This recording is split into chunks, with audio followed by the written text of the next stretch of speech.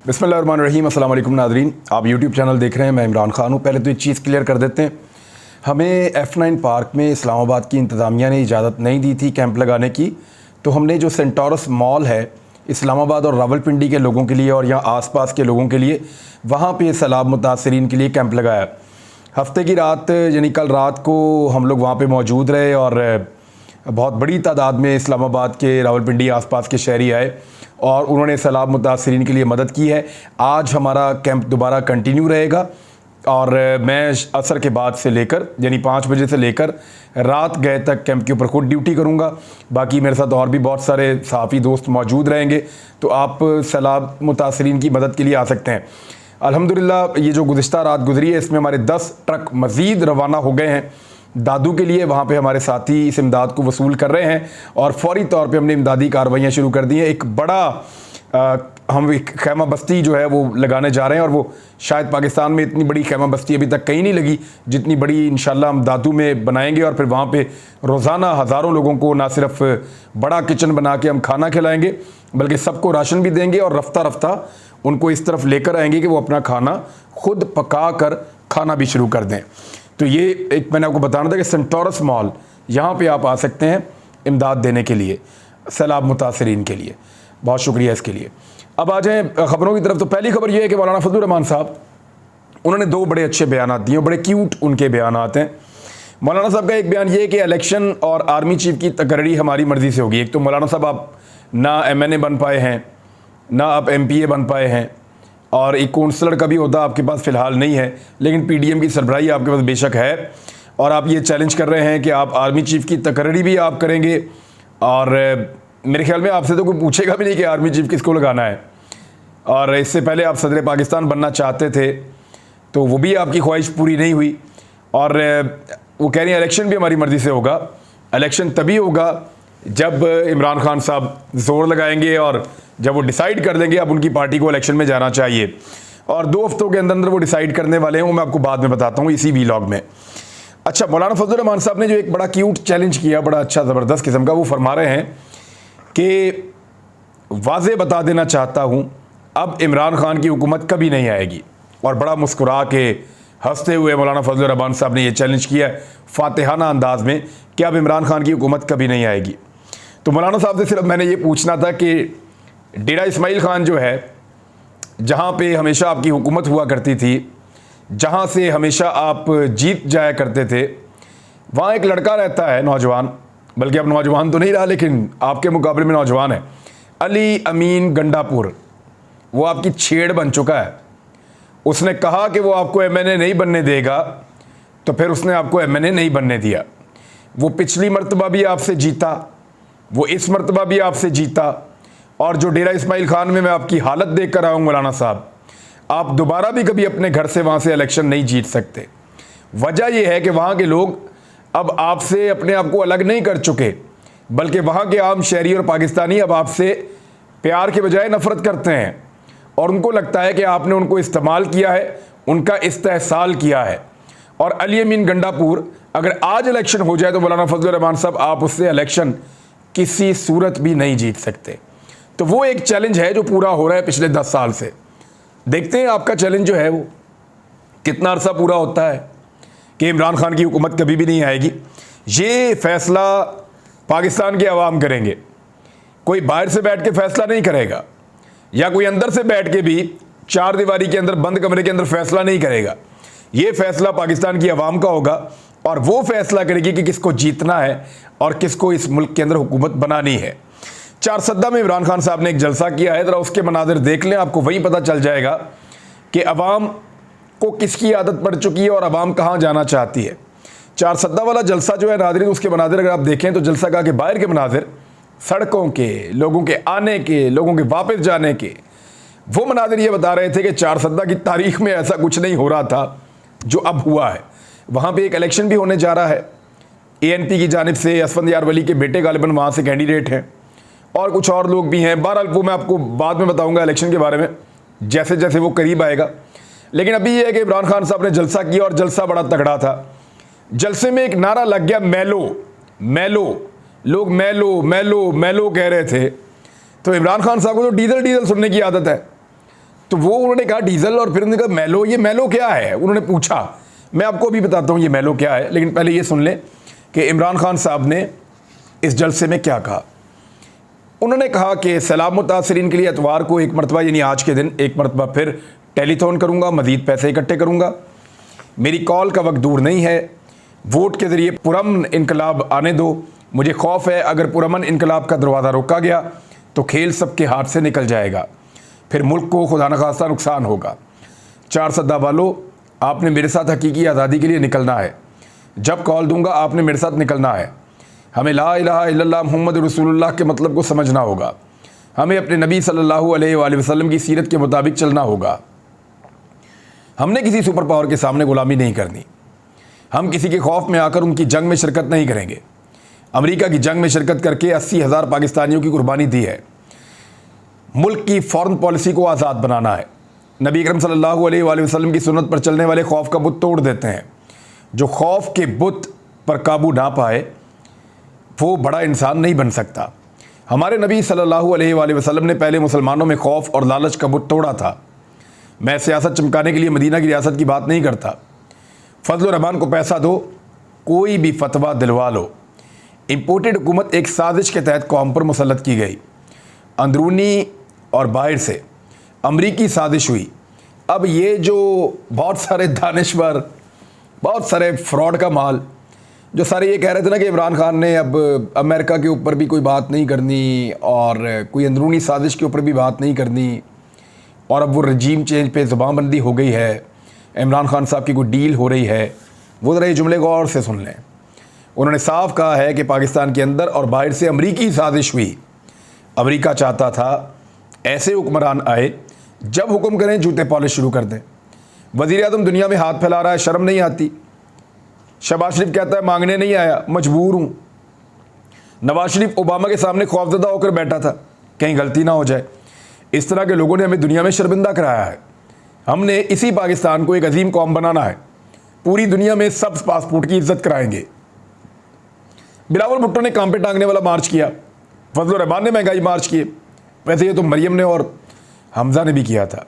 जब चोरों ने हुकूमत गिराई तो मेरे या किसी वजीर के खिलाफ कोई करप्शन केस नहीं था। उन्होंने इक़्तिदार में आकर चोरी किया गया 1100 अरब माफ़ करा लिया। शहबाज शरीफ, हमजा शहबाज को 16 अरब के केस में सज़ा होना थी। केस के 4 गवाहान हार्ट अटैक से मर गए। जब इन्वेस्टिगेशन होगी तो पता चलेगा कि इन्हें मरवाया गया। अदम एतमाद के दौरान डॉलर 178 और आज 236 रुपये पर चला गया है। पाकिस्तान का रुपया 30% गिर गया है। चोरों की बैरून मुल्क दौलत में 30% इजाफा हुआ है। हमारी हुकूमत में आलमी मंडी में तेल 103 डॉलर का था, आज 93 डॉलर से भी कम है। हमारे दौर में पेट्रोल 150 और आज 236 का है। हमारे दौर में डीजल फजल रहमान 145 और आज 250 रुपये फ़ी लीटर है। आलमी मंडी में पेट्रोल की कीमत कम जबकि पाकिस्तान में ज़्यादा है। हमारे दौर में बिजली फ़ी यूनिट 16 रुपये थी, आज 3 गुना बढ़ गई है। उन्होंने महंगाई के सारे रिकॉर्ड तोड़ दिए हैं। किसानों के बिजली के बिल ज़्यादा हो गए हैं। किसानों के मुजाहरे की पूरी हिमायत करता हूँ। IMF वर्ल्ड बैंक कह रहा है कि हुकूमत मईशत को नहीं संभाल सकती, मुल्क की इंडस्ट्रीज बंद, बेरोज़गारी बढ़ रही है। IMF वर्ल्ड बैंक कह रहा है मुल्क में इंतशार होने वाला है। इम्पोर्टेड हुकूमत और उनके पीछे खड़े होने वालों को पैगाम देता हूँ, सुन लें। इम्पोर्टेड हुकूमत और उनके पीछे खड़े होने वालों को, समझ आ रही ना आपको, पैगाम देता हूँ, सुन लें। जो जिम्मेदार है कौम और उन्हें अल्लाह माफ़ नहीं करेगा। 50 रुपये मिलने वाला आटा 100 रुपये तक चला गया। खान साहब को कोई अपडेट कर दे, आटा अब 130 और 125 रुपये तक भी चला गया है। आज कौम पूछ रही है किसने साजिश की और कौन मुल्क को नीचे लेकर आया। इम्पोर्टेड हुकूमत हर हरबा हमारे खिलाफ इस्तेमाल कर रही है। इम्पोर्टेड हुकूमत और हमायत करने वालों को पैगाम है, जो मर्ज़ी कर लें, ये मैच अब आप जीत नहीं सकते। तो वो कौन है जो इम्पोर्टेड हुकूमत की हमायत कर रहा है? ये खान साहब ने उसके लिए बात की है।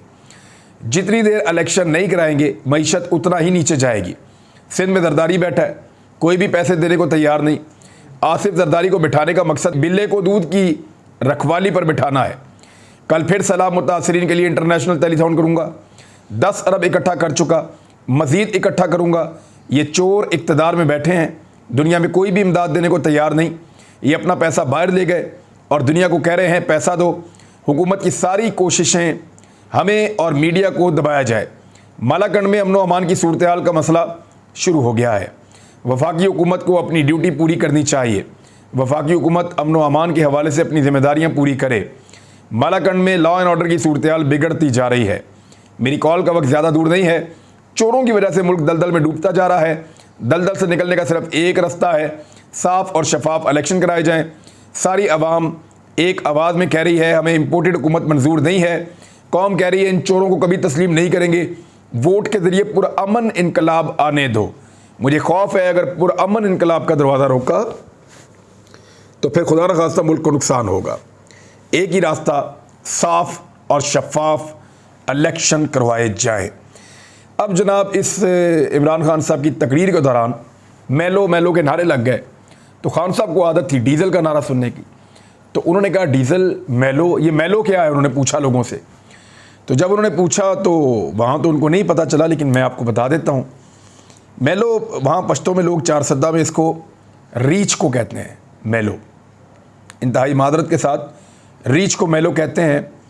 और एमल वली ख़ान असफंदियार वली के बेटे को वो लोग छेड़ते हैं, ये नाम लेकर नामुनासिब है। लेकिन लोगों ने जैसे मौलाना फजलुर रहमान साहब का एक नाम रख दिया है, वैसे ही असफंदियार वली के बेटे जो एमल वली ख़ान हैं उनका नाम भी मेलो रख दिया है और वो रीच कह के मुखातिब करते हैं। तो इस तरह से है। लेकिन इमरान खान साहब को इस बारे में पता नहीं था कि ये क्या है, किसका नाम है और ये क्या चल रहा है। बहरहाल वहाँ पे लोगों ने बहुत इस बारे में नारे लगाए और बहुत ज़्यादा आवाज़ें उठाई हैं। अब मैं कुछ फैक्ट्स आपके सामने और रख देता हूँ। ये बात की है फवाद चौधरी साहब ने और दो उनकी अहम बातें हैं जो उन्होंने की हैं। एक, उन्होंने कहा है कि हुकूमत इंतखाबात की तारीख अगर दे दे तो बैठकर बात की जा सकती है। ये बात इमरान खान साहब ने बहुत देर पहले से कह रखी है। वो ये कहते हैं कि इंतखाबात की मुझे तारीख दो, फिर बैठकर बात करो कि निगरान हुकूमत कैसे बनानी है, फिर बैठकर बात करो कि मामलात को कैसे चलाना है, फिर बैठ के बात करो कि बाकी इदारों का, बाकी सारे सेटअप का, इलेक्शन के ऊपर रिफॉर्म्स करनी है या कोई बात अगर मईशत के ऊपर करनी है या अगर आर्मी के किरदार के ऊपर, जो सियासी किरदार आर्मी का होता है, उसके ऊपर करनी है। तो सारी बातें करने को मैं तैयार हूँ, लेकिन पहले इंतखाबात की तारीख थे। NRO 2 तो इन्होंने अपना मुकम्मल कर ही लिया है। इमरान खान साहब ने पहले शर्त रखी थी कि NRO नहीं दूंगा। बहरहाल अब फवाद चौधरी ने कहा कि 2 हफ्तों में हतमी कॉल दी जाएगी लॉन्ग मार्च की, यानी इसी महीने के अंदर इमरान खान साहब कॉल देंगे लॉन्ग मार्च के लिए। लेकिन हतमी कॉल से कबल महंगाई के खिलाफ एहतजाज होगा, ये फवाद चौधरी साहब ने कहा है। और PTI ने अब तैयारी कर ली है कि वो महंगाई के खिलाफ एहतजाज करेंगे। और इमरान खान साहब आजकल अपने जलसों में ये जो आवाम का एक हकीकी इशू है महंगाई का, उसको बहुत ज़्यादा हाईलाइट कर रहे हैं और इन चीज़ों को पब्लिक के सामने लेकर आ रहे हैं, लगातार लेकर आ रहे हैं। कुछ टिकटॉकर से बड़ा अजीबोगरीब काम करवा दिया था इम्पोर्टेड हुकूमत ने। लोग कहते हैं ये फ़ाद हुसैन का आइडिया था, लेकिन बहुत ही फ़र्क किस्म का आइडिया था। और वो जो टिकटॉकर से वो बेचारे वीडियोस डिलीट कर रहे हैं, सफाइयाँ पेश कर रहे हैं और उनकी सफाइयाँ लोग मान नहीं रहे। दूसरी जानिब को टिकटॉकर ये कह रहे हैं कि हमारे साथ भी रब्ता किया गया था और 50,000 रुपये देने का वादा किया गया था कि आप एक वीडियो कर लें, आपको 50,000 रुपये मिलेगा। आपने कहना ये है कि शहबाज शरीफ साहब की जो मीटिंग हुई है वो बड़ी कामयाब हुई है और बड़े ज़बरदस्त उनका दौरा चल रहा है। इस बारे में वो एक स्क्रिप्ट आपको मिल जाएगा, आप वो बोल दीजिएगा। तो अब कुछ टिकटॉकर ये क्लेम कर रहे हैं, उनका दावा है, जिनके मिलियंस के अंदर फॉलोअर्स हैं, वो ये कह रहे हैं कि हमने इनकार कर दिया था और हमने कहा था कि हम झूठ नहीं बोल सकते और इस तरह की चीज़ें हम नहीं करेंगे, ये आप प्रोपेगेंडा कर रहे हैं। तो अब जिन लोगों ने ये किया था पैसे की लालच में, कुछ इतलात के मुताबिक उनको शायद पैसे मिले भी नहीं और वो वीडियोस डिलीट कर रहे हैं। कुछ इतलात के मुताबिक वो जो है वो अब माफ़ी तलाफ़ी भी करवाना चाहते हैं क्योंकि उनके अपने फॉलोअर्स बड़े मुतासिर हुए हैं। और पाकिस्तान के अंदर आपको पता है इस इम्पोर्टेड हुकूमत को जो भी सपोर्ट करता है उसकी बैंड बज जाती है, पाकिस्तान की आवाम उसको नहीं छोड़ती। अब आ जाए 2 ऐसी चीज़ें हैं जो मैं आपको बताना चाहता हूँ और उसकी तरफ हमें तवज्जो करनी होगी पाकिस्तान को बहुत ज़्यादा। एक ये कि सैलाब के बाद पाकिस्तान में बीमारियों और अमवात का ख़तरा बहुत ज़्यादा बढ़ गया है। अक़वाम मुत्तहिदा ने इस हवाले से ख़बरदार कर दिया है और उन्होंने कहा कि WHO $10 मिलियन के बाद इमदाद के लिए नई अपील जारी करेगा और लोगों की ज़िंदगियां बचानी हैं। और जो इसमें ज़्यादा ख़तरनाक बात है, दूसरी खबर वो ये है कि अक़वाम मुत्तहिदा के बच्चों की बहबूद का एक आलमी इदारा है, उसका नाम है यूनिसेफ। तो यूनिसेफ के मुताबिक 34 लाख सैलाब ज़दगान के जो बच्चे हैं वो फ़ौरी इमदाद के मुंतज़िर हैं। बच्चों को भूख के साथ साथ बीमारियों ने घेर लिया है। देखिए, जब आप भूखे होते हैं तो आपके ऊपर बीमारी भी ज़्यादा इफ़ेक्ट करती है। तो आप खाना खाते हैं, आपके अंदर एनर्जी होती है, तो आपकी क़ुव्वत मुदाफ़ियत भी बढ़ती है। मैंने वहाँ जितने सैलाबज़दा इलाकों में मरीज़ों को देखा तो मुझे उनके अंदर ग़िज़ाई किल्लत भी नज़र आ रही थी, और ग़िज़ाई किल्लत की वजह से लोग जल्दी बीमारियों का शिकार हो जाते हैं। लिहाजा खुराक के साथ साथ उनको अद्वियात की ज़रूरत है, उनको डॉक्टर्स की भी ज़रूरत है। हम अपने तौर पे इसके लिए कोशिश कर रहे हैं। हुकूमत पाकिस्तान आलमी इदारों और पूरे पाकिस्तानियों से, चाहे वो पाकिस्तान के अंदर हैं चाहे पाकिस्तान से बाहर हैं, उन सबसे गुजारिश है कि आगे बढ़ें, अपने हमवतनों की मदद करें। अब तक के लिए इतने, अपना ख्याल रखिएगा, अपने इस चैनल का भी। अल्लाह हाफ़िज़।